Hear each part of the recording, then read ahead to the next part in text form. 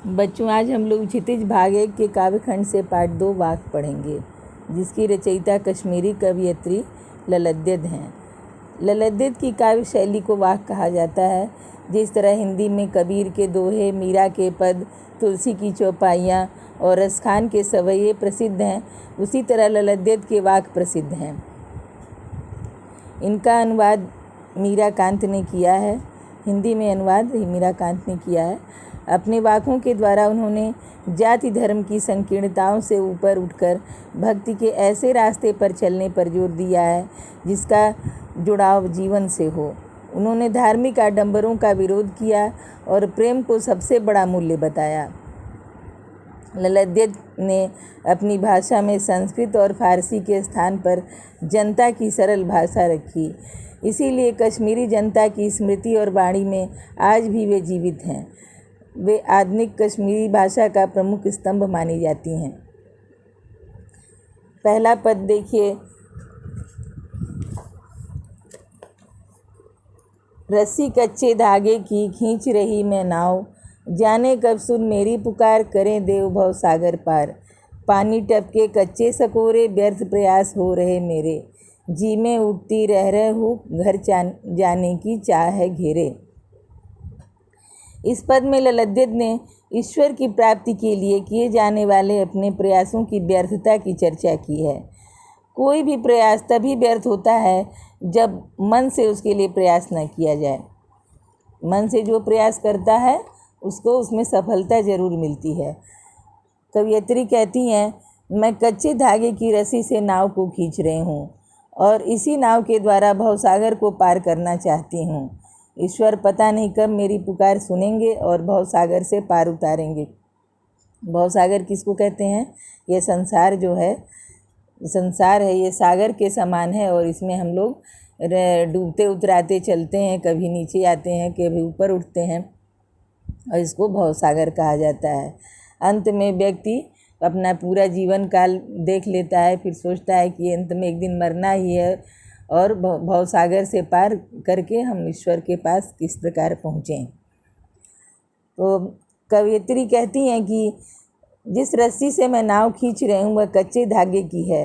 कच्चा धागा कमज़ोर होता है, कभी भी टूट जा सकता है और मैं इस संसार सागर से पार हो जाना चाहती हूँ, परंतु उसके लिए किए जा रहे मेरे प्रयासों में मजबूती नहीं है। जिस प्रकार कच्ची मिट्टी के सकोरे, कटोरे को सकोरा कहा जाता है, को यदि पानी से भर दिया जाए तो वह टूट जाएगा और सारा पानी बह जाएगा। मुझे ईश्वर से मिलने की चाह तो है, पर मेरी इच्छा शक्ति दृढ़ नहीं है। मेरे द्वारा ईश्वर से मिलने के प्रयास कमज़ोर साबित हो रहे हैं। ये प्रयास सफल हों भी तो कैसे? ये सहारे तो व्यक्ति को सांसारिक माया मोह के जाल में उलझाने वाले हैं। अर्थात कवयित्री अपने को सांसारिक माया मोह से पूर्ण रूप से निकाल नहीं पा रही हैं। अब देखते हैं, सभी व्यक्ति माया मोह में उलझे रहते हैं और कहते हैं मुझे ईश्वर से मिलना तो है, लेकिन यह काम कर लूँ, वह काम पूरा नहीं हुआ। इस प्रकार वे ईश्वर से मिलना तो चाहते हैं, लेकिन वो इस माया जाल से उबर भी नहीं पाते। फिर अगला पद देखिए। खा खा कर कुछ पाएगा नहीं, न खाकर बनेगा अहंकारी, सम खा तभी होगा संभावी, खुलेगी सांकल बंद द्वार की। इस पंक्ति का आशय है कि मानव आज माया मोह के जाल में फंसता जा रहा है और जितना सांसारिक और भोग विलास की वस्तुओं का प्रयोग कर रहा है उतना ही सांसारिकता में फंस रहा है। मनुष्य जब अपनी इंद्रियों और मन को वश में कर लेता है तब वह समभावी हो जाता है, फिर उसे सांसारिकता नहीं सताती। कवयित्री की मान्यता है कि वह अपना सारा समय ईश्वर की भक्ति में लगाए। यदि भगवान की भक्ति नहीं करेगी तो उसके मन में अहंकार पैदा हो जाएगा। भाई किसी को तो कभी तो मानना पड़ेगा कि हम बहुत सर्वसमर्थ तो हैं, लेकिन हमसे भी ऊपर कोई है जो हमें नियंत्रित कर रहा है, नहीं तो हर व्यक्ति के अंदर अहंकार पैदा हो जाता है। खुलेगी बंद द्वार की सांकल का प्रयोग कवयित्री ने बुद्धि की के व्यापक होने के अर्थ में किया है। हमारी बुद्धि जब व्यापक हो जाएगी तो ज्ञान के नेत्र खुल ही जाएंगे और हमारा मन माया मोह में नहीं फंसेगा। मनुष्य संसार में आकर छल कपट एवं स्वार्थ में लिप्त हो जाता है और उसमें देखिए कभी मन के खुलेगी सांकल बंद द्वार की और आपकी बुद्धि के दरवाजे तभी खुलेंगे जब आपको अच्छी तरीके से ज्ञान की प्राप्ति हो जाए। ज्ञान की प्राप्ति का मतलब है कि यह संसार नश्वर है, एक दिन नष्ट हो जाने वाला है, अतः इसके माया जाल में फंसना मूर्खता है। हमें ईश्वर की प्राप्ति के लिए प्रयास करना चाहिए और हमें अच्छे काम करते रहना चाहिए। अगला पद देखिए, आई सीधी राह से गई न सीधी राह, सुषुम सेतु पर खड़ी थी बीत गया दिन आह, जेब टटोली कौड़ी न पाई, माझी को दूं क्या उतराई। कवयित्री कहती हैं कि मनुष्य जब इस दुनिया में आता है तो क्या होता है, वो सरल स्वभाव का रहता है और ये जो छल कपट होता है वो सांसारिकता और धीरे धीरे उसके मन में आती है और इस तरह वो ईश्वर से दूर होता चला जाता है। जितने भी उसके मन में छल कपट की भावना आएगी उतना ही वो ईश्वर से ज़्यादा दूर होता चला जाएगा। सुषुम सेतु का मतलब है सुषुम्ना नाड़ी रूपी पुल। हठ योग में शरीर की 3 प्रकार की नाड़ियों में से एक होती है सुषुम्ना। कवयित्री ने हठ योग को भी ईश्वर प्राप्ति का साधन माना है, परंतु ईश्वर प्राप्ति में वह भी सफल न हो सका और उसमें लगाया गया समय बेकार नष्ट हो गया। और कहने का मतलब है हठ योग, जैसे आप लोग सुनते होंगे कि कोई एक पैर पे खड़ा हो गया, कोई बिना खाए इतने दिनों रह गया, कोई बिना पानी पिए इतने दिनों रह गया और अपने शरीर से जितना भी ज़बरदस्ती काम करा लेना क्या होता है, हठ योग कहलाता है। तो जो हमारी प्रकृति के विरुद्ध होता है तो वह भी हठ योग के द्वारा भी कवयित्री को ईश्वर की प्राप्ति न हो पाई।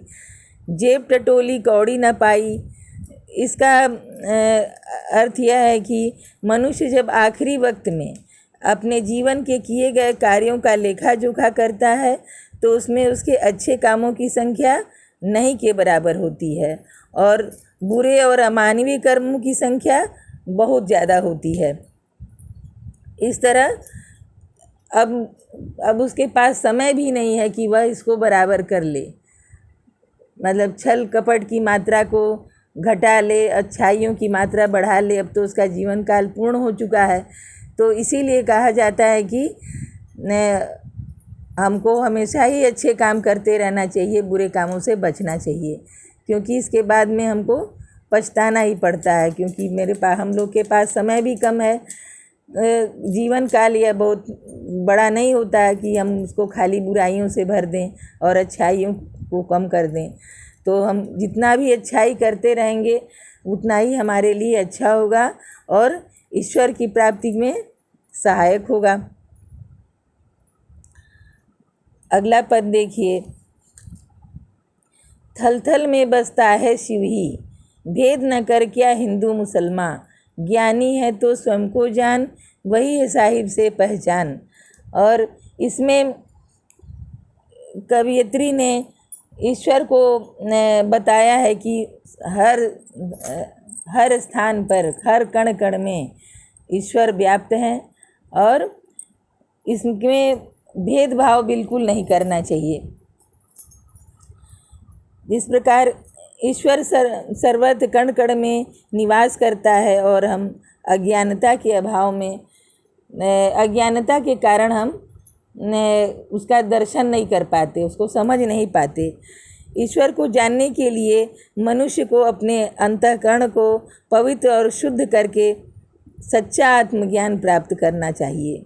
आत्मज्ञानी व्यक्ति ही ईश्वर को जानने में सफल होगा।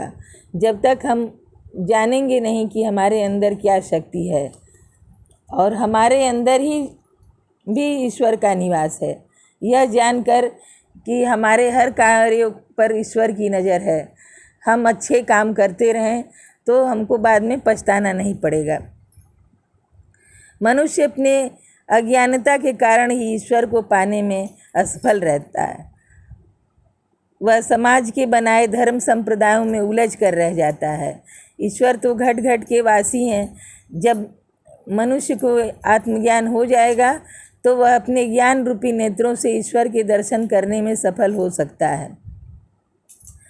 इसलिए ईश्वर को जानने से पहले हमको अपने अंदर आत्मा का ज्ञान होना ज़रूरी है, और यह सभी जाने कि हमारे अंदर ही ईश्वर का निवास है और वह हमारे हर कार्यों पर उसकी नज़र है।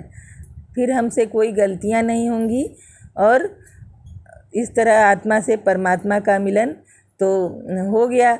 और इस प्रकार कवयित्री कहती हैं कि जो ईश्वर है हम सबका मालिक, वह क्या है, हर कण में है, हमारे अंदर है।